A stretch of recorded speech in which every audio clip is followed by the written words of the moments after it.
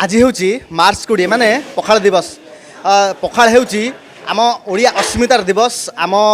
स्वादर दिवस, आम परिचय दिवस। तो आम जमी प्रतिवर्ष सुर भाई घरे पखाल दिवस पालन करती आज पालन कर पखाल पखाल दिवस पालन कर राज रही दुई रोषिया अच्छा मल्लीफुला रोषिया अच्छा तो से एत भल रोषे करती सुर भाई प्रति मुहूर्त प्रति कम रोषे भाव में डाकती और पाखे से सब अच्छा रोषे करती आलोचना करवा। आज्ञा आपन को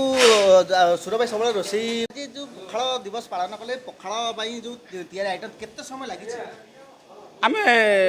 काली संध्या 6टार लगिलाणु राति सारा कम चलती एपर्त भी चलती माछ भजा चलती सब चलती बाबू कहले आर वर्ष 1000 लोक वर्ष 2000 लोक बाबू बढ़े देते कहले अरे आरथर पाइले तो बढ़े दियो एपर 2000 आइटम कर 18 प्रकार आइटम कराई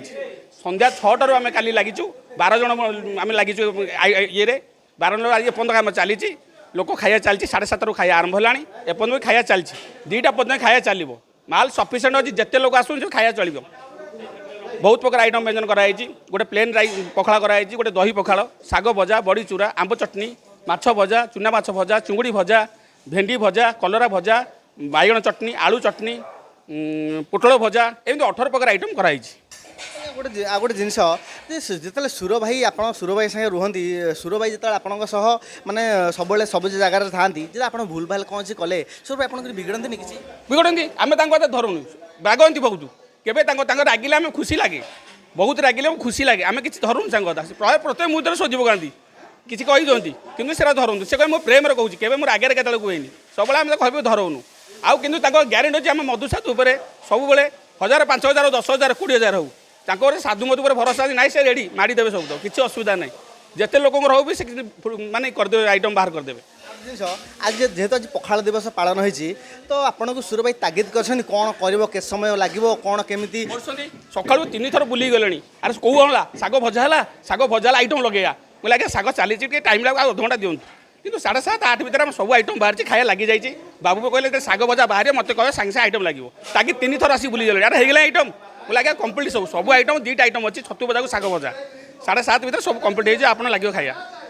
आप सुर भाई सह तो प्रति मुहूर्त अच्छा आम देखीचु आम देखीचु आप सुर भाई सह पूरा जड़ित अच्छा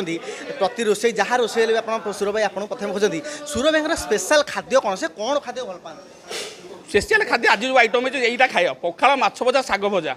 बड़ी चूरा तर फेवरेट खाद्य सकाल जुआड़े जाती ये आइटम खाई जाती माछ भजा शुखुआ भजा साग भजा पोटल भजा भेंडी भजा भजा आइटम बहुत भल लगे से जलखिया एत प्रिय करते लेकिन पखाल भारी स्वाद जमीक आम आलोचना करूँ आज आज सुर भाई पखाल दिवस पालन होती आम रोषिया सांगे आलोचना करूँ तो सुर भाई केमी पखाल व्यवस्था कर भुवनेश्वर ईश्वरजन रिपोर्ट द गणतंत्र ओडिशा।